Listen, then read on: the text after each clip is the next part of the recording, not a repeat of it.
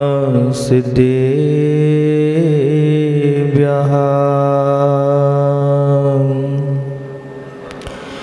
ॐ नमः सिद्धेभ्यः।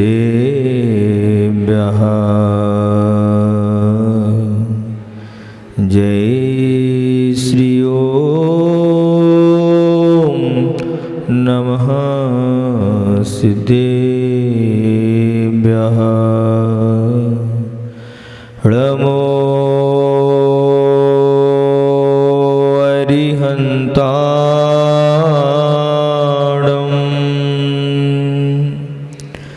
नमो सिद्धाणं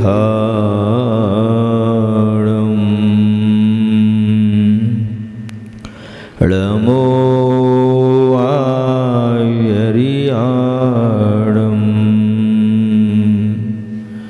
नमो अज्झायाणं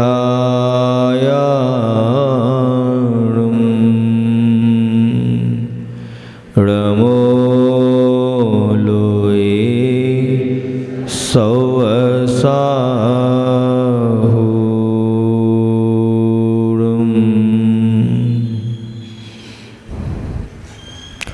पल पल मुझको देख रहे पर नहीं आपको देख सका। तीन लोक में घूम लिया पर ढूंढ ढूंढ कर बहुत थका। दिव्य ध्वनि से पता चला कि तुम मुझ में ही रहते हो। दिया तले अंधियारा है यह मम प्रभु मुझ में वसते हो। दिया तले अंधियारा यह है मम प्रभु मुझ में वसते हो। कुंडलपुर के बड़े बाबा मूल नायक श्री आदिनाथ भगवान की, संत श्रोमणी आचार्य भगवान गुरुवर श्री विद्यासागर जी महाराज की, परम पूज्य आचार्य गुरुवर श्री 108 समय सागर जी महाराज की जय। भगवान महावीर स्वामी की, पूज्य मुनि श्री निष्काम सागर जी महाराज की, परम पूज्य मुनि श्री 108 निष्कंप सागर जी महामुनि राज की। आज का दिन बहुत महत्वपूर्ण दिन है। महत्वपूर्ण क्यों है? क्योंकि आज के दिन प्रभु की देशना मिली थी हमारे लिए। केवल ज्ञान के बाद प्रभु 66 दिन तक मौन, कैसा अद्भुत दृश्य होगा कि प्रभु 66 दिन तक केवल ज्ञान हो गया है और मौन पूर्वक है। सारे के सारे लोग चातक भरी दृष्टि से बैठे हुए हैं। प्रभु कुछ बोले। क्या हो गया प्रभु को? जैसे भगवान आदिनाथ स्वामी आहार के लिए निकलते थे और विधि का ज्ञान न होने के कारण से सभी लोग विकल्प में थे कि भगवान निकल तो रहे हैं लेकिन ये ग्रहण क्यों नहीं कर रहे। साधु जब आहार के लिए निकलता है, साधु भूखा रह जाए, लेकिन जब तक अगर श्रावक की भक्ति में कमी है तो एक अन्न के कण को भी ग्रहण नहीं करता। सभी लोग कह रहे हैं प्रभु वस्त्र ले लो, कन्या ले लो, कुछ तो ले लो, लेकिन प्रभु तो प्रभु हैं। ऐसे ही भगवान 66 दिन तक मौन बैठे हैं, कुछ कह नहीं रहे। सारे के सारे व्यक्ति चातकी की दृष्टि से देख रहे हैं अब भगवान बोले ऐसा तो नहीं, भगवान नाराज हो गए। महाराज कभी नाराज हो जाते हैं, बोलते नहीं हैं तो कैसा लगता है? सही सही बता ना, झूठ नहीं बोलना। अच्छा लगता है बुरा? बुरा लगता है। क्या हो गया आज? कौन सी बात हो गई? किसी ने कुछ कह दिया क्या? वो सब कुछ घूम फिर के बाद कहाँ जाती है? जरूर कमेटी वालों से गड़बड़ी हुई होगी। होता है कि नहीं होता? बेचारे कमेटी वाले क्या करें, अच्छा करने का प्रयास तो करते हैं। अब उन्होंने कहा कि बहुत जल्दी तरीके से हमारा सभागार तैयार हो जाए, तो कहते हैं ना कि जब कुछ अच्छा करने का प्रयास करते हैं तो गड़बड़ी हो जाती है। जल्दी करो जल्दी करो। अब जल्दी कैसे करें? कोई बात नहीं। ऐसे ही भगवान महावीर स्वामी बैठे हैं, बोल नहीं रहे, क्या बात हो गई? सभी लोग टकटकी लगा के नज़र बिल्कुल बैठे हुए हैं। बोल दें भगवान, हो सकता है ऐसा तो नहीं नाराज हो गए हों भगवान? नहीं नहीं, भगवान तो नाराज नहीं होते। कोई ना कोई बात तो है कि भगवान बोल नहीं रहे। अद्भुत दृश्य होगा, हम तो मात्र कल्पना ही कर सकते हैं। 66 दिन तक मौन क्यों है? क्यों? क्योंकि भगवान कह रहे हैं किसको उपदेश दूं मैं, किसको उपदेश सुनाऊं मैं? उपदेश सुनने का कोई पात्र तो होना चाहिए। जो इतनी भीड़ यहाँ पर बैठी हुई है बंधुओं, बताओ आप सुनने के लिए बैठे हैं, किसके लिए बैठे हैं? बोलो, तेज बोलना, आप लोग बोलिए। भगवान महावीर स्वामी के समोसरण में हम सभी लोग भी थे। बात वो ही रही कि भगवान के समोसरण में हम सुनने के लिए गए थे। बंधुओं, भगवान की वाणी सुनने से कल्याण नहीं होता, भगवान की वाणी को तो स्वीकार करने से होता है। भगवान कह तो रहे हैं इतने सारे लोग ये बैठे हुए मात्र सुनने के लिए आए हैं, लेकिन ये स्वीकार करने के लिए नहीं आए। आप लोग भी मात्र प्रवचन सुनने के लिए आते हो। बताओ कितने लोग हैं जो स्वीकार करने के लिए आते हैं? आज एक नई बात आपको बता रहा हूं। आप सुनते तो सारे के सारे लोग हैं, लेकिन कितने ऐसे लोग हैं जो साधु की बात को स्वीकार करते हैं? अरे जो साधु की बात को स्वीकार करते हैं और जो गुरु की बात को स्वीकार करते हैं, वो यहाँ नहीं, वो यहाँ बैठ जाते हैं। आप भी यहीं बैठे हो, वो यहीं बैठे रहोगे जब तक साधु की बात को तुम स्वीकार नहीं करोगे। जितनी भी भीड़ आती है, भीड़ तो पैसा देकर भी बुला सकते हैं। अभी बोल दें जहाँ जहाँ चातुर्मास हुआ, भैया 2 बस तुम लेके आना, 2 बस तुम लेके आना, 2 बस तुम लेके आना। समाज का भोजन तो है ही, फ्री है कि नहीं है? हर जगह 2-2 5-5 भक्त होते ही हैं। समाचार कर दिया भैया तुमको लेके आना। लेकिन भीड़ से क्या प्रयोजन हमारे लिए? हमारे लिए तो ये समझना है कोई यहाँ से जो उपदेश दिया जा रहा है, उस उपदेश को हमने अपने जीवन में कितना स्वीकार किया है, ये महत्वपूर्ण है। सुनना महत्वपूर्ण नहीं है हमारे लिए। कल के दिन, पूर्णिमा के दिन, इंद्रभूति गौतम प्रभु के समोसरण में आए और मान स्तंभ को देखकर उनका मान गलित हुआ और सारे के सारे प्रश्नों का समाधान हुआ। और शाम की शुभ बेला में उन्होंने जैनेश्वरी दीक्षा को स्वीकार किया। अपने शिष्यों के साथ में, लगभग 2000 शिष्यों के साथ में, उन तीनों भाइयों ने भी दीक्षा ग्रहण की। और ग्रहण करने के बाद कल से यानी आज से चतुर्विध संघ की स्थापना हुई।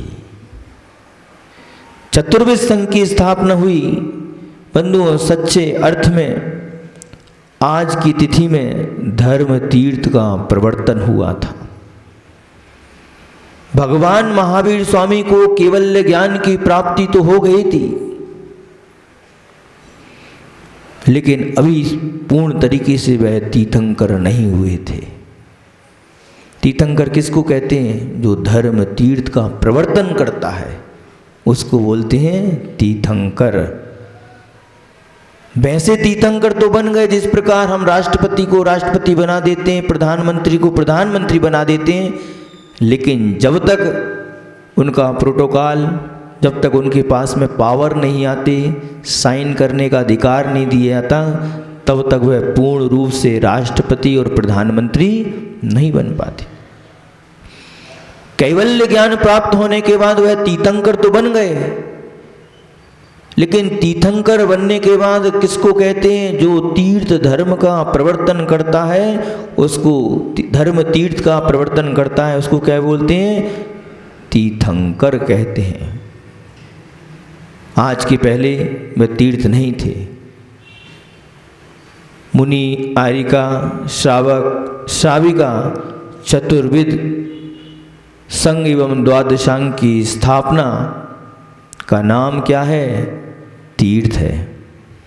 और इन सब का प्रवर्तन करने वाले को कहते हैं तीर्थंकर, यानी कि सच्चे मायने में आज से वो तीर्थंकर भगवान महावीर स्वामी हुए। 66 दिन तक मौन क्यों हैं? विचार करो। जनता का नुकसान हो रहा है, जनता बैठी हुई है, कब तक बैठे? भगवान कुछ बोल नहीं रहे। बंधुओं, भगवान की उपदेश के लिए हर किसी की सामर्थ्य नहीं है कि वो भगवान के उपदेशों को वो झेल सके। जिस प्रकार शेरनी के दूध के लिए एक उच्च पात्र की आवश्यकता होती है, हर पात्र में शेरनी का दूध ठहर नहीं सकता, उसी प्रकार भगवान के उपदेश के लिए, ग्रहण करने के लिए कोई ऐसे पात्र की आवश्यकता होती है। वो पात्र भगवान की वाणी को आगे प्रभावित करे, इसलिए वो पात्र की आवश्यकता होती है गणधर परमेष्टि की। सही सही बताना, जब आचार्य गुरुदेव श्री विद्यासागर जी महाराज के आप लोग प्रवचन सुनने जाते थे, क्या समझ में आती थी? बोलो बोलो। आचार्य गुरुदेव के जब आप प्रवचन सुनने जाते थे, अभी आचार्य भगवान ने बीच में कुछ सालों से तो आचार्य महाराज की शैली में थोड़ा परिवर्तन आया, लेकिन प्रारंभ में जिन जिन लोगों ने पूज्य गुरुदेव के प्रवचन को सुना होगा, सही सही बताना, वो प्रवचन उनको समझ में आते थे कि नहीं? फिर भी लाखों की जनता, लाखों को श्रावक उनको टकटकी नजर से देखते रहते थे, ये क्या है। और वही प्रवचन जब तुम सुनने के बाद महाराजों के पास में आते थे, महाराज आचार्य जी की ये बात समझ में नहीं आई हमारे लिए, इसका अर्थ बता दो। इसका मतलब क्या है? आचार्य गुरुदेव जो आप लोगों को उपदेश दिया करते थे, वह उपदेश था कौन सा? स्नातकोत्तर। और हम लोग कौन ठहरे? कौन है हम लोग? हम लोग प्राइमरी के, नर्सरी के हैं। अब बात हजम होगी क्या? नहीं होगी, नहीं हो सकती। तो मुनियों के माध्यम से सरल भाषा में आप तक वो बात प्रस्तुत हो जाती थी। ऐसे ही तीर्थंकर भगवान की वाणी भगवान हर किसी के लिए नहीं कहेंगे। अरे भगवान की एक एक वाणी, एक एक शब्द इधर उधर नहीं हो सकते। तीर्थंकर भगवान ने जो बोला वो कौन समझ पाया? गणधर परमेष्टि। तीर्थंकर की ध्वनि गणधर ने सुनी, अंग रचे चुनी ज्ञानमयी, सो जिन वर वाणी शिव सुख धानी, त्रिभुवन मानी पूज्य। वो तीर्थंकर भगवान की वाणी जो तीर्थंकर भगवान ने ओंकारमयी अनक्षरी भाषा में उस वाणी को उपदेशित किया और उस वाणी को उन्होंने गौतम गर्दन ने सुनी और उसको आगे क्या कर दिया, प्रभावित कर दिया, आगे बढ़ा दिया। उसके लिए बहुत उपकार किया उन्होंने हमारे लिए। जनता मौन बैठी है, जनता कह रही है भगवान हमारा तो नुकसान हो रहा है, आप बोल क्यों नहीं रहे हैं। इंद्र भी समझ नहीं पा रहा है। इंद्र समर्थ है, लेकिन उसके अंदर भगवान की वाणी को स्वीकारने की क्षमता नहीं है।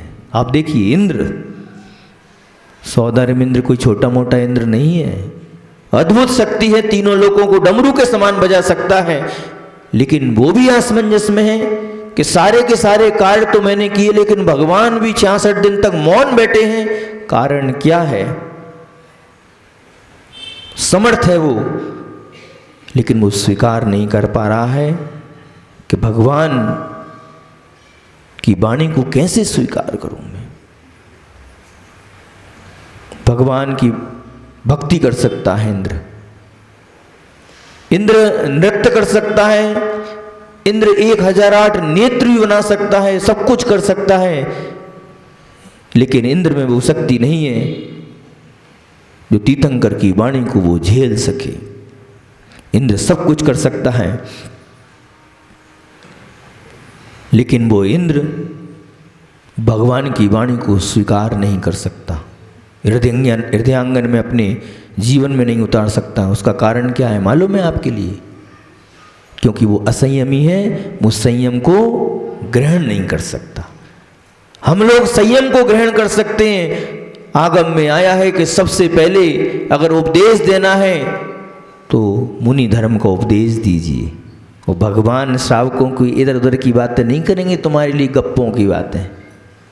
भगवान जब उपदेश देंगे तो उनके उपदेश में किसी जीवों के कल्याण की बात निकलेगी। वो भगवान ने जब कह दिया तो देखो आज 2000 लोगों ने दीक्षा ले ली, 2000 लोगों ने दीक्षा ग्रहण की एक साथ। ये थी भगवान की वाणी। इसलिए भगवान की वाणी सुनाने के लिए भगवान की वाणी नहीं गिरती बंधुओं, भगवान की वाणी तो मात्र स्वीकार करने के लिए खिड़ती है। सुनना तो बहुत हो गया, सुनाना भी बहुत हो गया, अब तो क्या है गुनना है, यानी उनकी वाणी को स्वीकार करना है, तब हमारा कल्याण हो पाता है।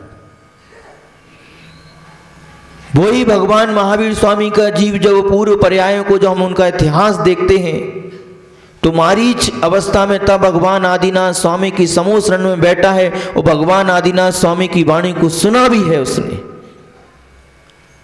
लेकिन स्वीकार नहीं किया उन्होंने। और आगे चल के वही जीव सिंह पर्याय में जब रहा, और सिंह पर्याय में रहने के बाद कितना बड़ा सिंह, कितना क्रूर सिंह। सिंह तो क्रूर ही होते हैं। और आकाश से 2 मुनिराज आ रहे थे, और मुनिराज की दृष्टि उस सिंह पर पड़ी और मुनिराज के 2 शब्दों से, उनके 2 शब्द उन सिंह ने अपने जीवन में स्वीकार किया, और आगे चल के वो कौन बन गए? भगवान महावीर स्वामी बन गए। हमको यही विचार करना है कि भगवान की वाणी हमारा, भगवान की वाणी को तो हम सुन सकते हैं, प्रभु की वाणी को सुन सकते हैं। ये जो हम लोग आज आप लोगों के लिए उपदेश देते हैं, ये हमारी वाणी नहीं है बंधुओं, ध्यान रखना। किसकी वाणी है ये? भगवान की वाणी है। हमारा बोलना आपके लिए कल्याण का काम नहीं करेगा। भगवान की वाणी सुनने से और सुनने के साथ में उसको स्वीकार करने से हमारा कल्याण होगा। आज जो ग्रंथों में जो बातें लिखी हुई हैं, जो आगम में जो हमारे लिए बातें बताई गई हैं, वो बातों को स्वीकार करना पड़ेगी। समझ में आए अथवा ना आए, लेकिन श्रद्धांत तो करना पड़ेगा। जब तक हम भगवान की वाणी पर श्रद्धा नहीं करेंगे बंधुओं, तब तक हमारा कल्याण नहीं होगा। मिथ्यात्व में कहा गया है संशय। भगवान की वाणी पर संशय नहीं करना। स्टोपदेश में कारिका है, इदमेव दृश्यमेव तत्त्वं नान्यं चान्यता इत्यकंपाय सांभोवत सन्मार्गे संशया रुचि। यही कहा है, इसी प्रकार कहा है और कोई अन्य प्रकार नहीं कहा है। ये इतना श्रद्धान सम्यक दृष्टि को होता है भगवान की वाणी पर। अभी हम लोग संशय करते हैं, ऐसा होगा या नहीं होगा। जब हम लोक के बारे में चिंतन करते हैं तो आप लोगों को लगता है कि विज्ञान अलग कहता है और जैन भूगोल अलग कहता है। यही संशय हो गया हमारे लिए। एक बहुत अच्छा उदाहरण देकर बात को समाप्त करूंगा। संस्मरण है, भगवान की वाणी को हमारे लिए श्रद्धान का विषय कैसे बनाए। कटनी की घटना है। पंडित जगन्मोहन लाल शास्त्री जी का नाम आप लोगों ने सुना होगा। उनका ही वो संस्मरण है। बहुत पुरानी घटना है। जब पंडित जी भगवान के दर्शन पूजन करने के लिए मंदिर जाते थे, और जैसे ही वो जाते थे, वो दरवाजे के पास में एक वृद्ध माँ एक ग्रंथ को स्वाध्याय करती थी। उस ग्रंथ को जब पंडित जी ने देखा तो पंडित जी बहुत विकल्प में आ गए। इस ग्रंथ का स्वाध्याय तो मैं भी नहीं कर पाता, ये ग्रंथ तो इतना जटिल और कठिन है। इस ग्रंथ को सभी लोग क्या कहते हैं, ये अष्ट सहस्त्री नहीं है तो कष्ट सहस्त्री है, ये कष्ट देने वाली। और ये माँ स्वाध्याय कर रही है, वृद्ध माँ। यानी कि मैं आज तक तो मैं समझता था कि कटनी में मुझसे बड़ा कोई विद्वान नहीं है, लेकिन आज एक श्राविका, एक महिला इस ग्रंथ का स्वाध्याय कर रही है। सही से बताना, पुरुषों से ज़्यादा अगर महिला ऊंचाइयां प्राप्त कर ले तो कैसा लगता होगा।